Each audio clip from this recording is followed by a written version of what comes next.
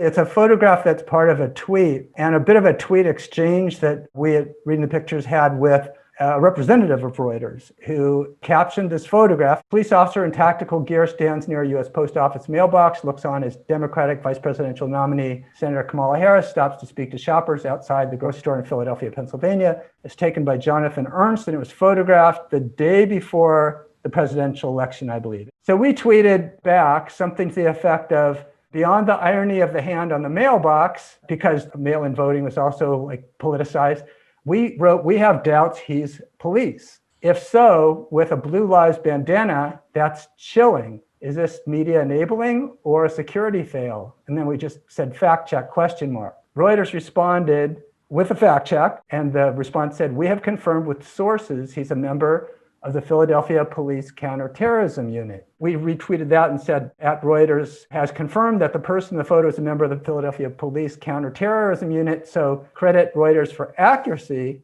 On the other hand, the fact the officer is wearing a Blue Lives bandana ID'd with white supremacy remains very troubling. And what we did not say also is we're getting this ad hoc from Reuters, who this person is, and the fact that they seem to be willing to represent the image or enable this presentation, either enabling complicity. It was pretty scary to us. For me, it was profound because it really spoke to the interchangeability of the race. I'll call them racists, right? The racists and the garb that the racists wear, and then the garb that the law enforcement wears. This paramilitarization of our law enforcement that started with the gang units back in the 90s and 80s again, and then was totally accelerated after 9/11. That's where we militarized our police. And then the other thing is the banality of him dressed in this paramilitary outfit with his hand casually resting on a mailbox, which is the symbol of this election, I would say. The plywood on the window behind him also suggests that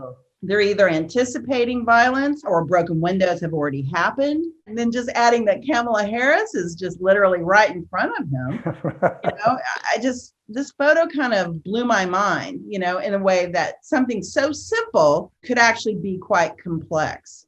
The Blue Lives Matter flag is really complex and elusive. We have Black cops who will wear it here. And I feel like it is deployed as a challenge to Black Lives Matter. It's an appropriation of, the flag to say that, no, actually, Blue Lives Matter so much more. But if you called that symbol racist here, among some of the people that I know, some of them would actually believe that it's not.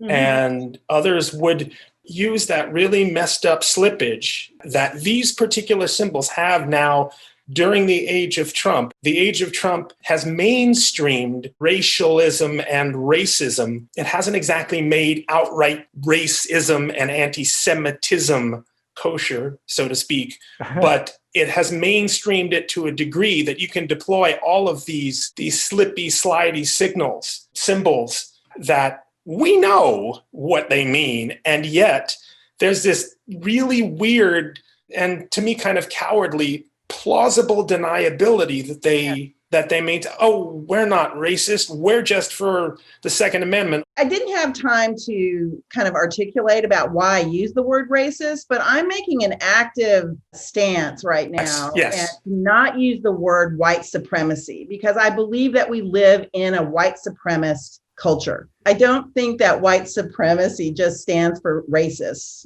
I believe that that is the normalization of our culture. And I hear what you're saying around how some people would view this as not being racist, but it in fact is. It was created in deniability that Black Lives Matters. Yes, right? I would agree 100%. The point is that slippage is used as a weapon against us. Exactly. And that is what's so terrifying. It's like, just pick a damn symbol that's racist and stick to it. No, they want to be able to slip and slide